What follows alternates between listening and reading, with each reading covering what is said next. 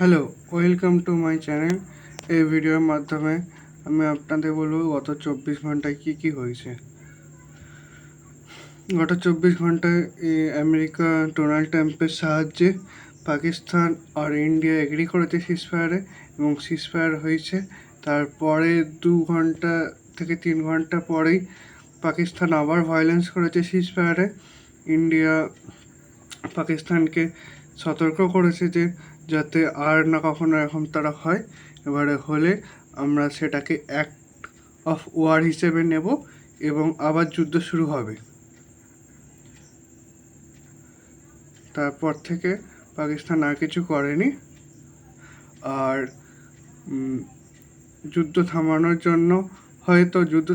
জন্যই হয়তো পাকিস্তানকে IMF থেকে 2.3 বিলিয়ন লোন অ্যাপ্রুভ করা হয়েছে, এবং ইন্ডিয়ার জন্য একটা হয়তো ট্রেড ডিল আছে আমেরিকা থেকে, হয়তো পাওয়া যাবে। ঠিক আছে, আজকের ভিডিও এতটাই।